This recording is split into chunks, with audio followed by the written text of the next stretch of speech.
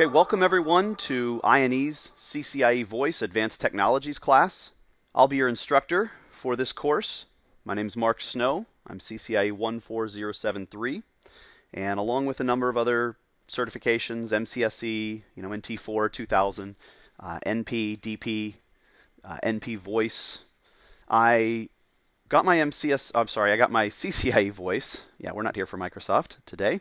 Back in 2004. And I have certainly kept up to date ever since, including being involved with a number of Cisco's internal virtual teams and beta testing some of their latest software, UCM9, etc.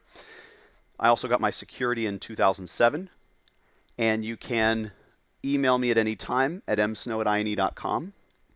The objective of this class is to learn a structured approach for configuration, verification of your configs, and then troubleshooting. And you will need to leave time, as we'll discuss in the last module for strategy. You'll certainly need to leave time for troubleshooting in the end of your real lab, and most definitely in all of your preparation time leading up to your actual lab attempt.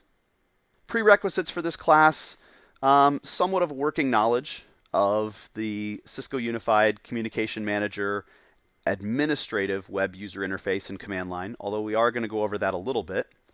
A basic understanding of the CME, the Unified CM Express web UI and command line. We're going to go over that a lot of it. iOS gateways and dial peers. Again, we're going to cover a lot of these basics, but it would help to have a bit of a working knowledge. Basic classes of service, calling search space and partitions, how those work. Again, we're going to go over that, but we're not going to spend a lot of time on that unless it seems that everyone has a lot of the same questions. Okay, so we will go over class of service, calling search spaces and partitions to a small degree. We'll go over things like the line device approach, but we're not. Hopefully, everyone at least understands the basics of partitions and calling search spaces. Okay. And also understands a little bit about a basic dial plan. Looking at INE's unified training approach, step one is to attain a solid understanding of the technologies. So this is done at the CCNA voice and CCNP voice level with our voice deep dives and also Cisco documentation. Step two is to gain hands-on experience to reinforce and expand your understanding. This is performing INE's Voice Deep Dive Volume 1 Workbook Lab scenarios. So those are the actual tasks pulled out of the Voice Deep Dives. So not just watching, but really now going and applying those over and over again, multiple times, not just working through them once. Step three is to gain or attain an expert level of understanding. So that's really where this class fits in. And this class is it's similar to our 5-day live on-site class or instructor-led class. The difference being that, well, one, you're not physically there, but the difference being that with this class we actually have, because we're spanning it out over 2 weeks and recording the whole thing, we've really got a lot more time to go into a lot more lecture and a lot more demo than we would have time to in our 5 or 10 day boot camp. In our 5 or 10 day live instructor-led boot camp, we really don't go into a lot of lecture because there's the desire from students to work a lot of hands-on labs themselves. So we do a little bit of lecture, and then we work through all the technology focus labs on week 1, and week 2 there's almost no lecture other than reviewing the mock labs that you go over. So this class actually can help you quite a bit more in some aspects than a live class in that sense, the sense that we're going to not only have a lot of participation live with questions and answers and demos, but that we're going to have a lot more time for drilling deep into the specific technologies. Step 4 is to gain the speed and accuracy that's necessary to pass the exam. So really both are important.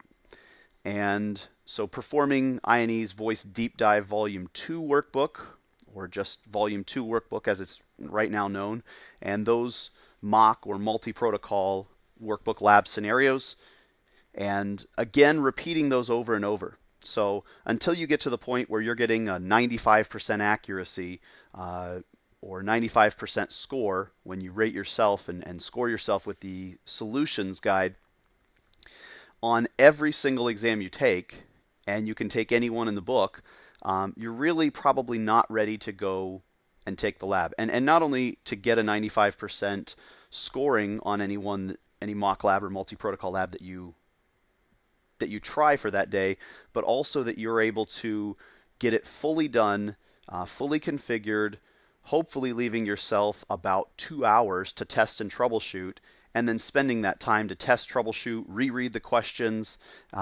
go back over them, make sure that you answered every nuance of every word properly, you got everything right, and you're getting about a 95 to maybe even 100% score on those. So you're going to need to perform these Volume 1 and Volume 2 task and lab scenarios multiple times. In fact, I'd focus on, by the time you get to lab or Volume 2, I would try to focus on the first 2 labs and do those 3 or 4 times each, maybe alternating back and forth, and then move on to the next few labs, labs 3 and 4, and then move on to labs 5 and 6. But just getting a varied field of exposure is really not going to be enough. You want to lock down each and every technology and task and specific. You want to lock it down 100% before you move on. Okay? Otherwise, you'll end up being sort of a jack of all trades, a master of none. You'll have seen a lot of the exposure, seen a lot of the tips and tricks and tasks and things that we come up with, but you won't really have that expert level understanding, which is necessary, and that's what we're going to talk about next. The wrong path to attain the CCIE is learning by lab attempt. This is a path that many people do try. I'm not by no means saying most people, but there are a good deal of people that try this method. It really results in large knowledge gaps, what people call gotchas. Okay? And it's really arguable whether these people, when they do pass, if they pass, are true experts or not, because they sort of did a brute force attempt at passing the lab. And that is that you see the little triangle diagram. Their foundational knowledge is, really 20 to 30% of their overall understanding, and 70 to 80% of their understanding is full of tips and tricks, things that they saw in workbooks by different vendors. Maybe they got every vendor's workbook out there, and they know every tip and trick and way that someone did it. But the problem is, none of us are, well, at least the major reputable vendors are copying Cisco's labs. We wouldn't want to, also it wouldn't be a good idea.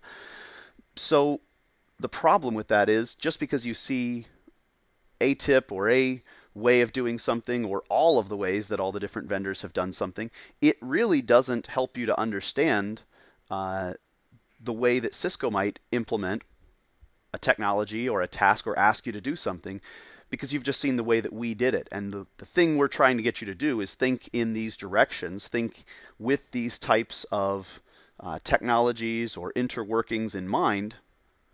But we want you to truly understand, if we go to the next slide, the foundational knowledge. The foundational knowledge really needs to be 90% of your understanding.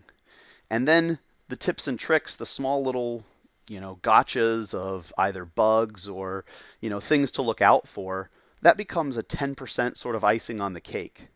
But the truth is that you pass because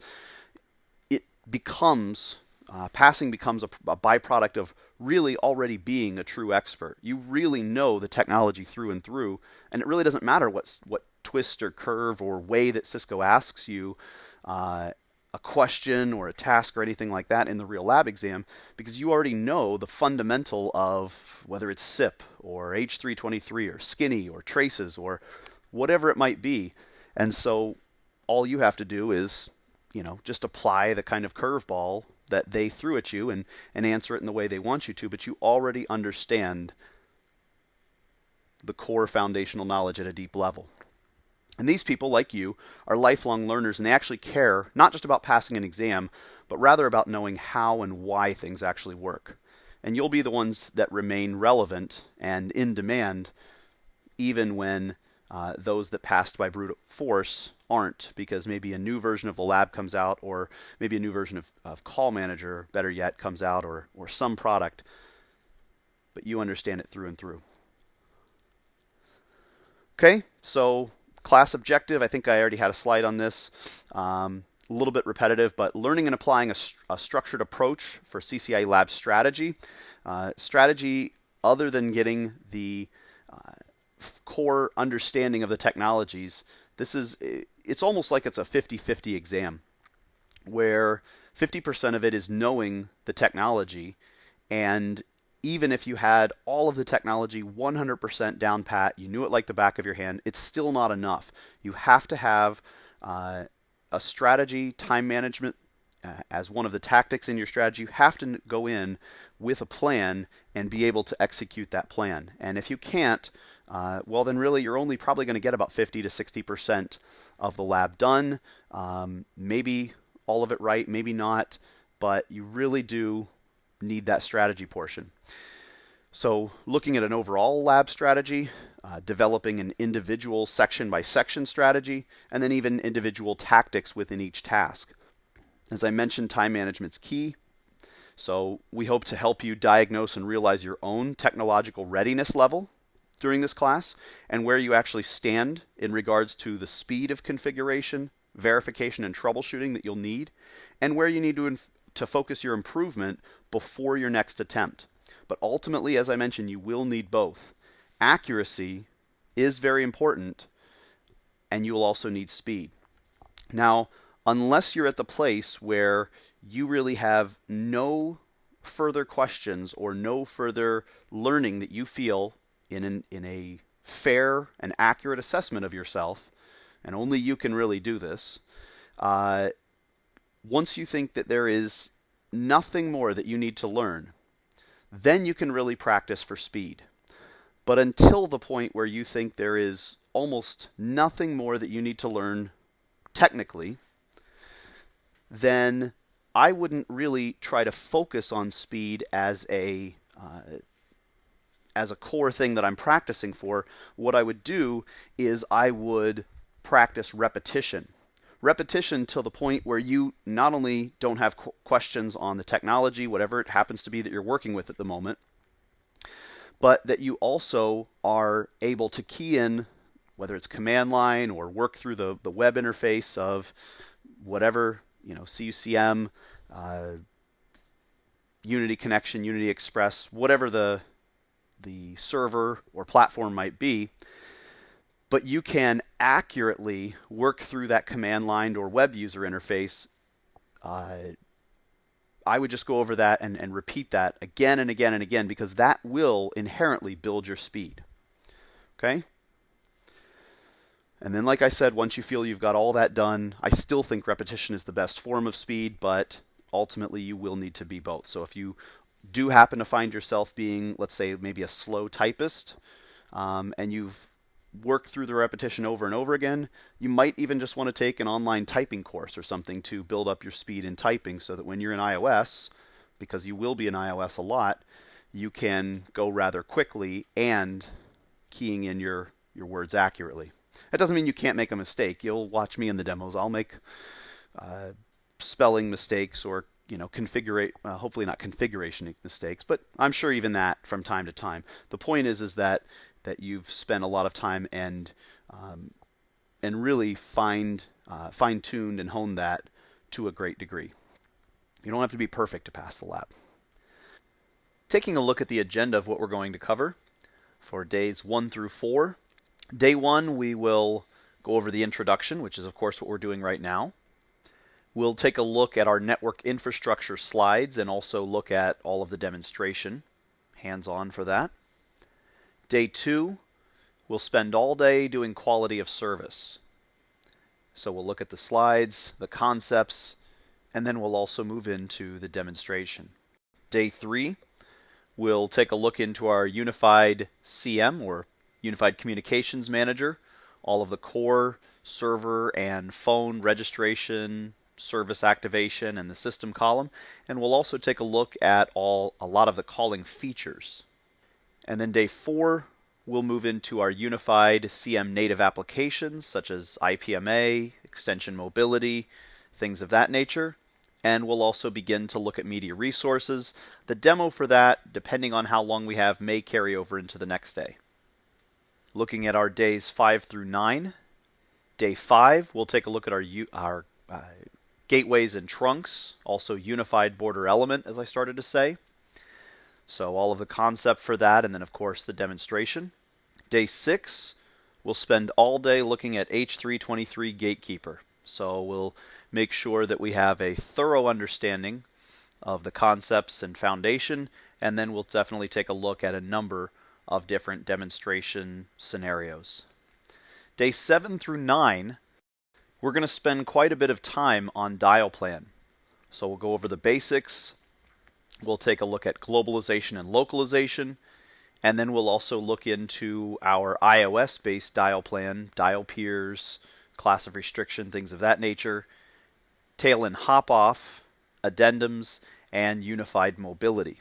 And then finally, days 10 through 13. On day 10, we'll take a look at high availability and Unified CM Express, or the Unified Communication Manager Express on a router. Day 11, we'll look into messaging, both Unity Connection and Unity Express. Day 12, we'll look into Unified Contact Center Express. And then day 13, we'll look at presence, and we'll wrap up everything with a module on strategy. So someone asked the question, if they're studying for the CCNA or CCNP voice, will this class help them out in their endeavors going for that? You know, they're going to go for the CCIE voice, but a little bit later. Well, currently the CCIE voice is on version 7 of all the platforms. Unity Connection, CUCM, so Unified Communications Manager, Unified Communications Manager Express, Contact Center. And the NA and NP voice exams are currently geared around the version 8 of all the platforms. Now, other than Contact Center Express, which does not appear on the NA and NP voice exams in any manner, other than that, which is only one day of our class, 100% of everything else that we'll talk about is relevant, and more or less, I'll explain this, unpack that in just a minute, but more or less 100% relevant. What I mean by that is that all the concepts, everything we're going to go over, whether it's globalization or localization or cube with SIP profiles, or whether it's unified CME, whatever it is, Unity Connection Express, or Cisco Unity Express, all of that is relevant to the new portion of the lab. It's just, or to the NANP voice exams is what I meant to say. It's just that they have a bit more to them. Okay, so they have newer features such as using EIGRP on a router as a Cisco Unified SAF, or Service Advertisement Framework, so that you can do forwarding or dynamic DN, not capture, but dynamic DN routing and sharing of DNs back and forth between clusters. Also, multiple cluster extension mobility, so cross-cluster extension mobility. What's known as EMCC, Extension Mobility Cross-Cluster. I couldn't think of the exact acronym. Also SIP RSVP preconditions between clusters. So there's a few newer things in the NA and NP voice. Also, the NA and NP voice goes into security, which the CCIE voice lab does not cover security. So there's a few additional things that you'll need for NA and NP, as well as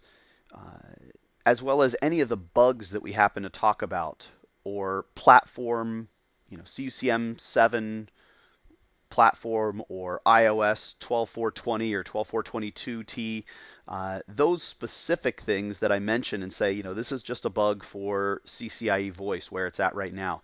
Those won't pertain to your studying for the NA and NP, as you'll be working with a newer version of Call Manager that's ironed out a lot, or possibly all of those bugs, and you'll be working with the newer iOS, 15.1.2T, I believe.